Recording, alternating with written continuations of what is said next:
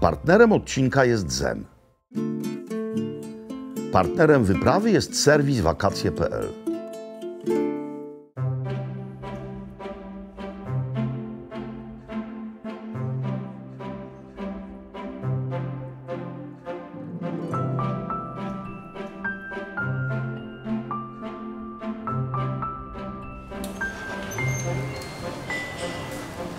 Buenos días, señoras y señores. Zasadniczym celem naszego dzisiejszego zwiedzania jest Nowa Cartagena. Ale póki co jesteśmy jeszcze w starej. To jest nasz hotel. Tutaj śpimy w obrębie starych murów. To wszystko, co w poprzednim odcinku widzieliście, zachwyca mnie po prostu niezwykle. Więc tak, pojedziemy do nowej części miasta. Ale jeszcze pozwólcie przez chwilę zostać tutaj.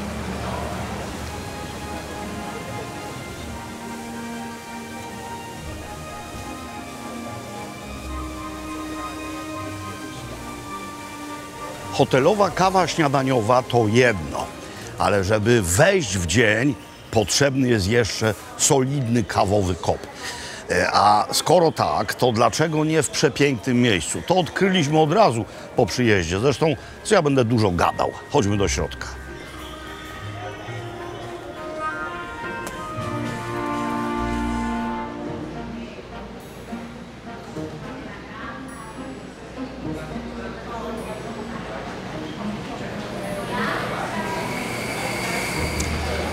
Tutaj na górze mieliśmy proces parzenia, a teraz gotowa, zaparzona kawa przesącza się do owego pięknego baniaczka. Ten rodzaj syfonu, zdaje się, wynaleziono w Berlinie w pierwszej połowie XIX wieku.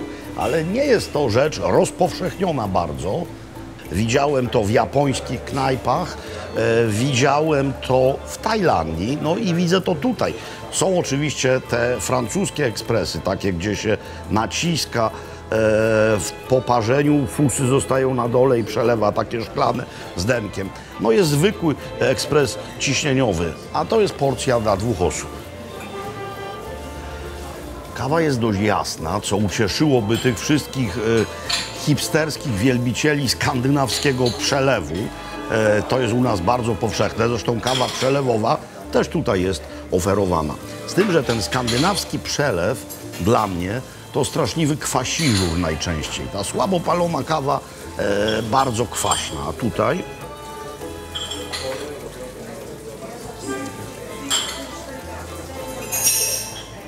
jest leciutka kwasowość, ale rzeczywiście ów dominant kakao i czekolady jest niezwykle wyraźny. No cóż ja mogę wam więcej powiedzieć? Wspaniała kawa, piękne miejsce.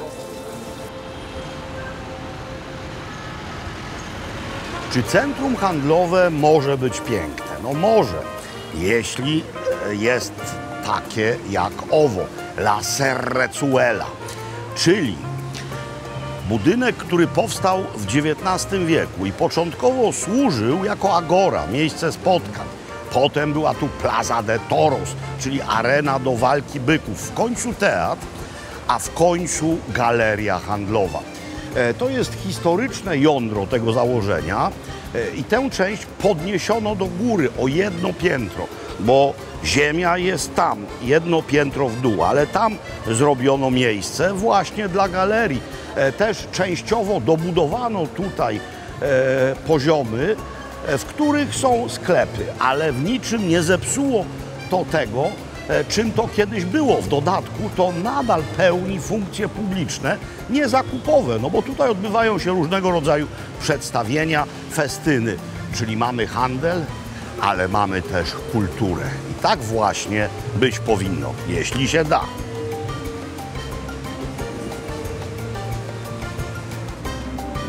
Centrum dopiero zapełnia się ludźmi dość powoli. Food court, czyli miejsce jedzeniowe, miejsce, które grupuje miejscowe, tutejsze lokale, jeszcze puste, ale mimo to chciałem wam z paru powodów to miejsce pokazać. Owe lokale zgrupowane są mianowicie tutaj, ale chodzi mi o to, że jak się coś nowego buduje, to nie trzeba dekonstruować całkowicie czegoś starego. Zrobiłem Ci, Andrzejku, przejście. Odchyliłem Ci krzesło, nie chcę tego krzesła pokazywać, gdyż ono akurat jest nowe. Natomiast tutaj mamy użycie dawnych materiałów pochodzących z tej pierwotnej budowli. Mieli dużo drewna, bo tamto wnętrze zmodernizowali i niektóre lokale mają stoły właśnie z tego starego drewna. A jakie to są lokale? Tu mamy mapę poglądową. No i proszę bardzo, enoteka i kuchnia włoska, amerykańskie barbecue, ceviche, knajpa kolumbijska, peruwiańska, francuska, hiszpańska, azjatyckie fusion, meksykańska, krepy i wafle. Moi drodzy, to nie są sieciówki, to są autentyczne, godne, dobrych podniebień miejsca. No i tak to właśnie powinno działać. Piękne miejsce, eleganckie zakupy, dobre jedzenie. Doprawdy wszystko się tu zgadza. Tutaj mamy połączenie starego z nowym, no bo jestem na hiszpańskim bastionie obronnym nad samym morzem. Tam mamy nową Kartagenę. Potrawa będzie też łączyła te dwa światy, no bo to jest potrawa, której nie jadali hiszpańscy konkwistadorzy. To jest rzecz, która zrobiła się modna przez ostatnie kilkanaście, no kilkadziesiąt lat nawet. Ceviche. I trzeba działać szybko, ponieważ jest tu świeżutka ryba, jeszcze zimna, na targu kupiona. To jest filet z granika, grouper po angielsku. U nas no, można takową rybę kupić, choć trudno, ale może to być, nie wiem, łupacz, może to być dorsz, chociaż dorsz może się rozpaść. Byłby lepszy halibut na przykład, łosoś. I teraz trzeba tę rybę pokroić najpierw na takie niewielkie kawałki. Ryba surowa, ceviche, jeszcze raz przypominam. Pierwszy etap robienia ceviche, jeśli jest to ceviche z surowej ryby albo z surowych owoców morza, to marynowanie tego w soku z limetek. Sok z limetek ścina białko, czyli jest to erzac gotowania. Nie wyciskam tutaj soku z limetek, ponieważ musicie o tym pamiętać w tropikach, nawet jeśli będziecie sobie robić koktajle, margeritę. Jeśli na pełnym słońcu, na pełnej ekspozycji wyciśniecie sok z limetek i potem nie umyjecie rąk albo dostanie wam się ów sok tu pod pasek, to słońce i sok z limetek to jest pewne poparzenie, rany, straszna historia, ale tutaj można kupić po prostu gotowy sok z limetek w butelkach, stoi w lodówkach i tutaj bardzo dużo go. Ten sok nie będzie używany do sosu, teraz chodzi tylko o to, by zaszedł ów proces ścinania białka. Przy okazji zabite zostaną bakterie, które na rybie mogą być, choć jest ona świeżutka prosto z targu. To odstawiam, przykrywam, by nie było bezpośredniej ekspozycji słonecznej i robimy kolejne rzeczy. Mam tutaj dużą miskę, nie wiem, czym ja to przykryję, wiem, co ja zrobię. O, położę to tutaj w cieniu. To jest idealne rozwiązanie. Niech sobie stoi. I teraz kolejne rzeczy. To jest panela. Panela to jest melasa cukrowa, z trzciny cukrowej. W tym wypadku w całym bloku, więc gdybyśmy mieli taką, trzeba by ją zetrzeć. Ale można kupić też panelę już startą. Można u nas użyć na przykład brązowego cukru, a można też użyć cukru kokosowego albo palmowego. Takowy w azjatyckich sklepach można dostać. I teraz dodajemy tutaj sól i sok z limetki, który będzie bazą sosu. Wlewamy to stopniowo i mieszamy. Chodzi o to, by cukier się rozpuścił. W tej misce z zasadniczym sosem również musi nastąpić proces maceracji. Trochę krótszy niż ryba. Ryba 20-25 minut, a tutaj 10 minut wystarczy. Przede wszystkim musi się zmacerować cebula. Czerwona cebula, drobno posiekana, cebuli dużo. Ceviche jest bardzo cebulowe. I teraz papryczka. Tutaj najpopularniejszym rodzajem chili jest ají. No taka miejscowa ostra papryczka. Tu mam w wersji czerwonej, już posiekaną. Tu mam w wersji zielonej. Użyjcie do tego takiego chili, jakie lubicie. No nie tych małych tajskich, ale tych większych. Habanero również byłoby nie od rzeczy. Pamiętajcie tylko, że tutejsza kuchnia nie jest potwornie ostra, więc to ma być tylko takie muśnięcie ostrością. No i może się wydawać teraz, że jest mało płynu, ale tu mam mleko kokosowe, domowe. Oni po prostu zalewają wystrugane wnętrze kokosa wodą, potem to jest odciskane, no i tak powstaje mleko kokosowe. U nas należy kupić mleko kokosowe w puszce. Możecie też dodać odrobinkę śmietanki kokosowej, wtedy tylko odrobinkę, ona jest gęstsza. I tego dosłownie 2 łyżki. O, właśnie tyle. I jeszcze jedna rzecz, teraz się w tym znajdzie, również by się macerowała. Dobra, to zakręcę. 1, 2. Awokado. Zobaczcie, jakie tu mają genialne i wielkie awokado. To jest niezciemniałe, bo jest z pestką, a to zalałem sokiem z cytryny. Więc też nie zciemniało. Posiekane. I ta druga rzecz to mango. Przepiękne. Mango ma pestkę, która z jednej strony jest bardziej płaska i właśnie z tej strony trzeba odciąć to, tak jak tutaj, czyli odcinamy, następnie nie obierając ze skórki nożem, nacinamy kratkę, tak to właśnie na drugą stronę wyciągamy i ścinamy kosteczki do środka. Ryba. Mam nadzieję, że tak, zobaczymy wszyscy pożądany efekt. Ona nie była taka biała, a teraz dzięki działaniu lajmki jest bialutka i trzeba ją odcedzić z tego soku. Czyli ten sok już jest bezużyteczny. Wkładamy kawałki ryby tutaj. Zobaczcie, tyle zostało soku z limetki. No on już ma rybi smak, on już się do niczego nie przyda, ale limetki tutaj, wierzajcie mi, drogie nie są. To odkładamy i to zaraz dokładnie wymieszam, ale jeszcze jedna rzecz jest bardzo ważna, mianowicie cilantro, czyli listki kolendry. Nie trzeba tego siekać, wystarczy podrzeć dłońmi. Zaraz wszystko przemieszam i będę podawał.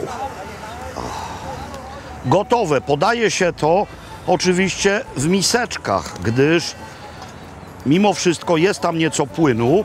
Te wszystkie składniki wchłonęły większość, ale zaraz zobaczycie, o, tutaj, o, zobaczcie, tutaj jest ożywczy, niezwykle piękny sosik.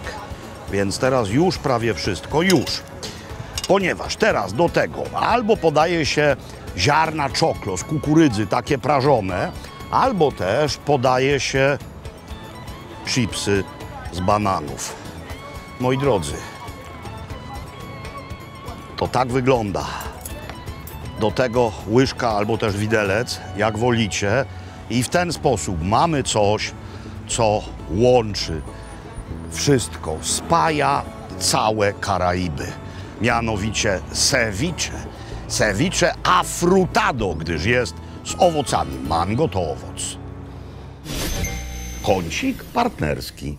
Moi drodzy, teraz chciałem Wam rzec słów kilka o naszych partnerach. Partnerem tego odcinka są karta i aplikacja Zen. Bardzo użyteczne nie tylko w trakcie nawet najdalszych wojaży, ale również w codziennym życiu. Karta Zen Pro to nie tylko wielowalutowa karta płatnicza, oferuje ona również szereg benefitów, takich jak często dość wysokie i natychmiastowe cashbacki oraz przedłużona o 2 lata gwarancja na sprzęt elektroniczny, jeśli zostanie on zakupiony z użyciem tejże karty. Przy użyciu kodu Maklowicz możecie stać się częścią programu Zen Pro za darmo przez 90 dni.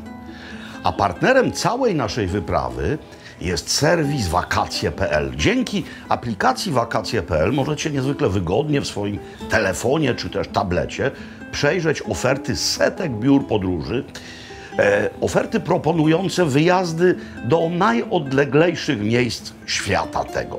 Od niedawna wśród tych ofert jest również Kolumbia. Koniec kącika partnerskiego.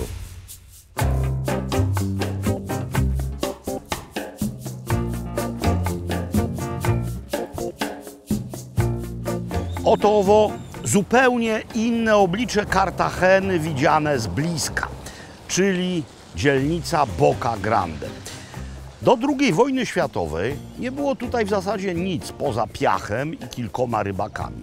W czasie rzeczonej wojny Amerykanie założyli tutaj wojskową bazę morską. No, niedaleko jest kanał panamski, musieli zwalczać uboty niemieckie i japońskie okręty podwodne.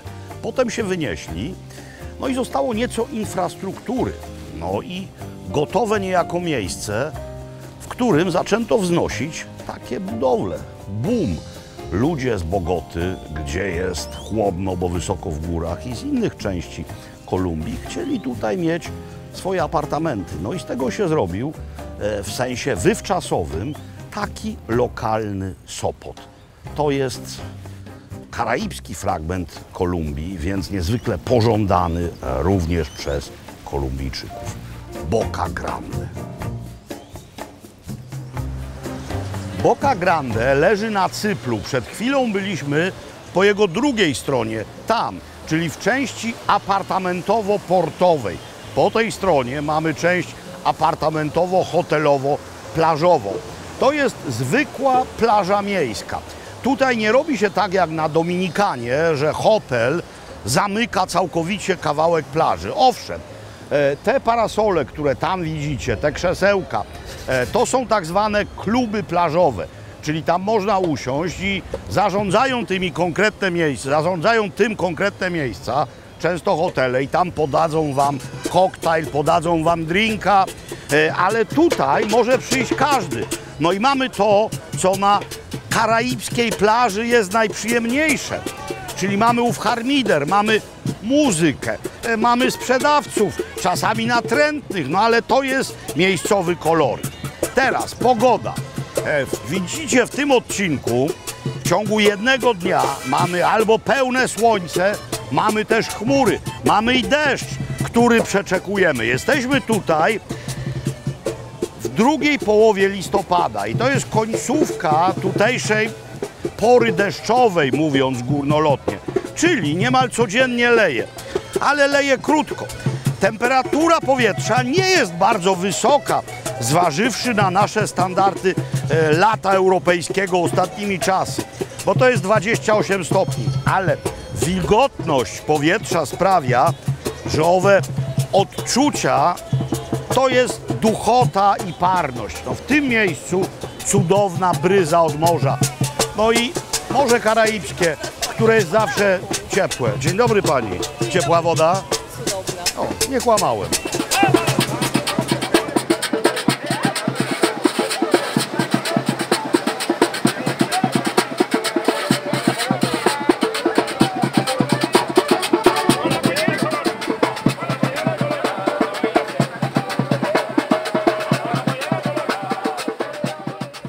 Przed chwilą grzmiało, a już kropi, ale na szczęście mamy się gdzie schować, bo nadeszła pora obiadowa. Co dotychczas tu jedliśmy? No bardzo leciuśkie rzeczy, ryby, owoce morza. A tutaj szyld z napisem parrilla.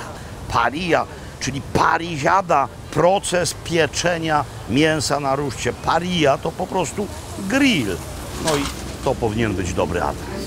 3 z miejscowych propozycji mam przed sobą. To jest po prostu lomo, fileto de lomo, czyli solidny kawał polędwicy, usmażonej bardzo fachowo, gdyż jest w środku, widzicie, całkowicie różowa, ale krew nie wycieka. To jest podawane na takich metalowych, gorących talerzach.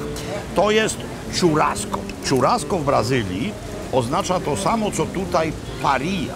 Churrasqueria to jest miejsce, w którym robi się rzeczy z grilla, a samo churrasco to jest grill. Ale słowo churrasco w całej Ameryce Południowej oznacza również sposób cięcia mięsa. To jest taki flank steak po prostu, cienki steczek, przerośnięty. I to jest tu. I widać, że to jest również bardzo dobrze usmażone.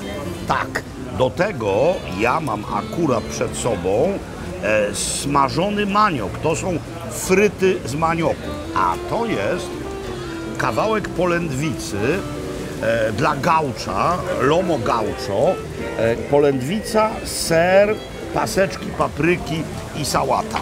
No w zasadzie wszystko jest tak jak trzeba. Trochę sosu pikantnego z ají. Mam też tutaj sosy do zanurzania.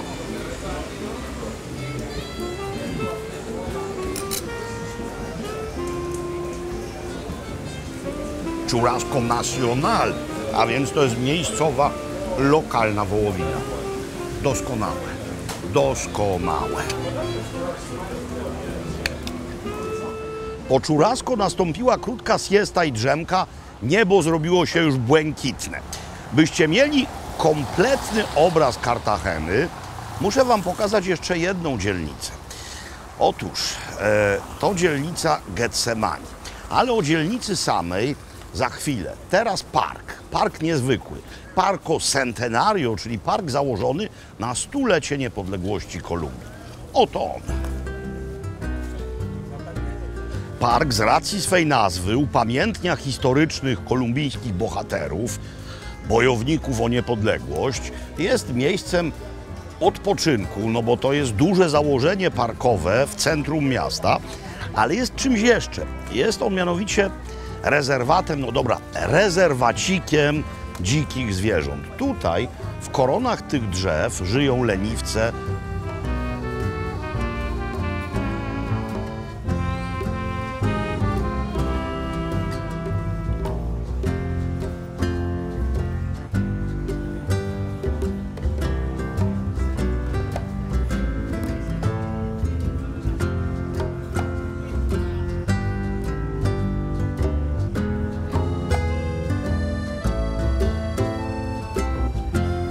skaczą po tych drzewach małpy, mieszkają tu iguany. Oczywiście można tak stać godzinami i wpatrywać się w korony i nic nie zobaczyć. Trzeba obserwować ludzi. Jak pod jakimś drzewem jest duża grupka i tak pokazują, to znaczy, że tam wisi na przykład leniwiec.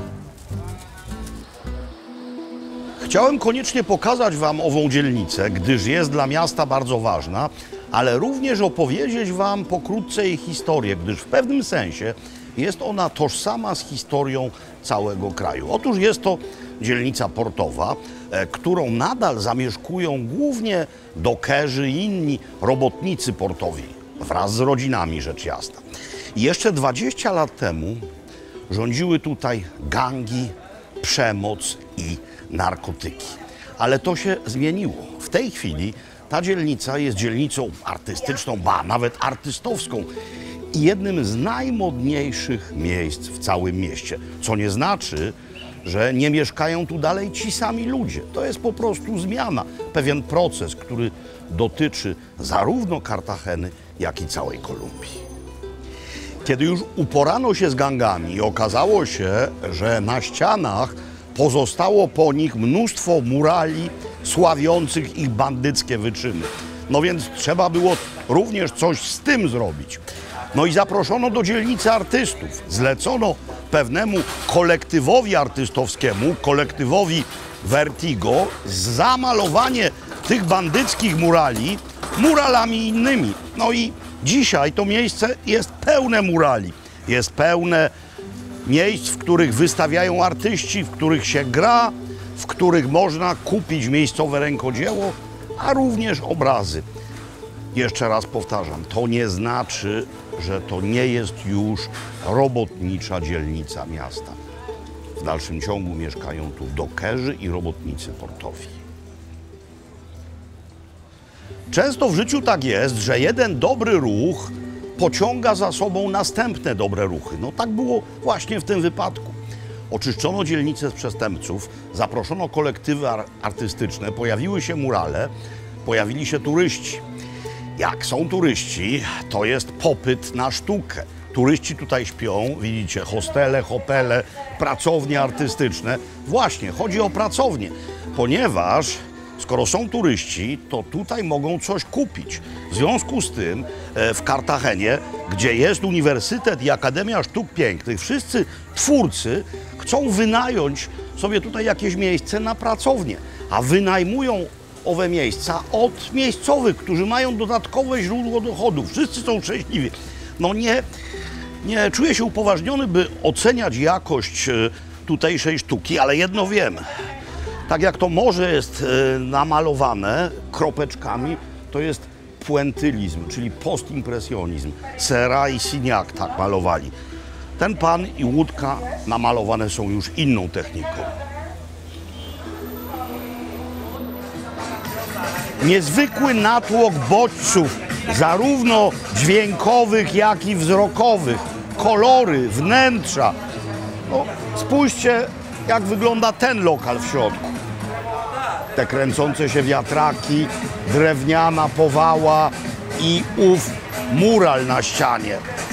Realizm magiczny narodził się właśnie tutaj i to widać, zwłaszcza w Getsemanie.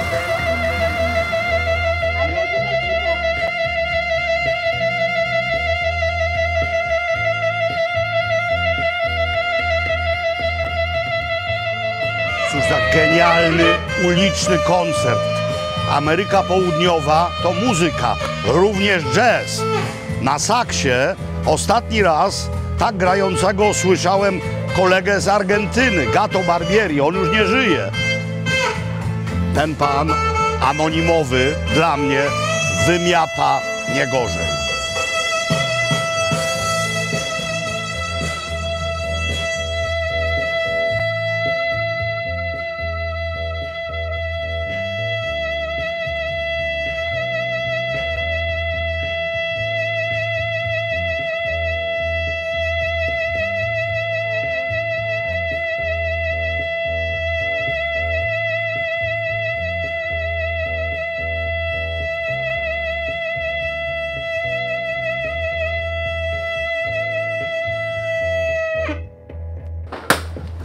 Artyści malują i wystawiają, turyści sobie chodzą, a miejscowi grają w domino na ulicy, bo jakżeby inaczej. Tak się toczy prawdziwe miejscowe życie.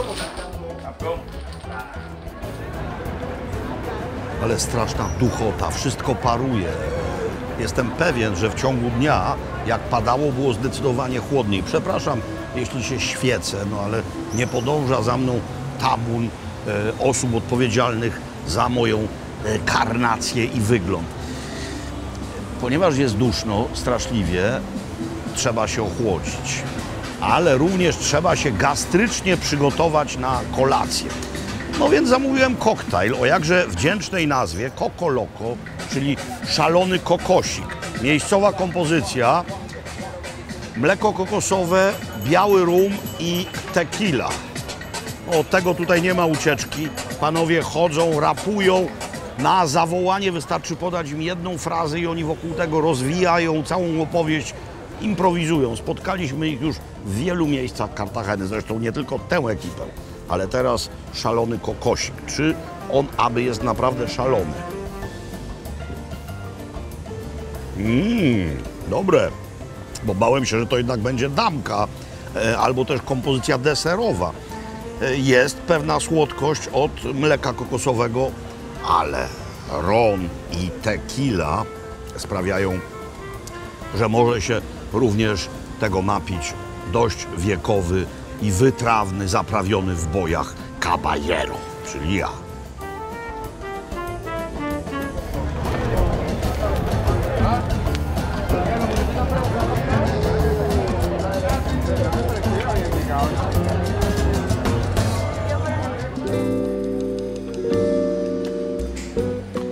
Moi drodzy, realizm magiczny również w kuchni. Jesteśmy w miejscu, które pieczętuje się tytułem doskonałej kuchni karaibskiej, lokalnej. No i zamówiłem dania dla wszystkich, dania, które są właśnie stąd. Tu nie ma żadnego fusion, to nie jest fusion, to jest coś, co tutaj od dawien dawna się jada. Miejsce nazywa się Rebelión Alma y Sabor, czyli rebelia, bunt duszy i smaku. No zobaczymy, czy to jest bunt. Wydaje mi się, że nawet jeśli to jest bunt, to dość pokojowy. Cazuela. Cazuela, czyli rodzaj zupy gęstej na bazie mleczka kokosowego z owocami morza. Z dodatkiem, to czuję wyraźnie, z dodatkiem wędzonej papryki. Tak, czuć pimenton, czyli wędzoną paprykę. To jest to. To jest, i od razu przepraszam wszystkich członków naszej społeczności imieniem Lucjan, to jest Lucjan. Lucjan czerwony. Nie ja odpowiadam za nazwy ryb w Polsce. Lucjan czerwony, usmażony w głębokim tłuszczu, podany z sosem również na bazie mleczka kokosowego i papryczek ahi. Mamy paski tego, mnóstwo cząstek limetek, żeby sobie to skropić. To jest ryż kokosowy, skarmelizowane mleczko kokosowe, więc ten ryż ma taki kolor. W środku są kawałki fasolki. Tutaj mamy filet z ryby. Przepraszam wszystkich członków naszej społeczności imieniem Lucjan. To również jest Lucjan, ale Lucjan biały, no bo to jest red snapper, a to jest white snapper, więc pewnie to jest Lucjan biały, a być może nasi ichtiolodzy jeszcze nie wymyślili na to nazwy. Ale jeśli jest czerwony, to może być i biały Lucjan. To jest to. Krewety, sałatka, awokado, buraki i papaja. Cóż za cudowne połączenie. Tak, to jest taka mini cazuela, czyli również mleczko kokosowe. Tutaj smażony banan, o tu, i ryż z fasolą miejscową.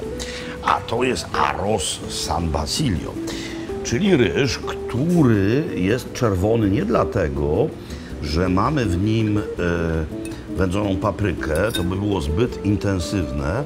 To jest achiote, czyli anatów, barwnik, który na Yucatanie na przykład dodawany jest do cochinity. Też z owocami morza, widzicie tutaj muszle, w środku są kalmary, w środku są krewety, są paseczki ahi.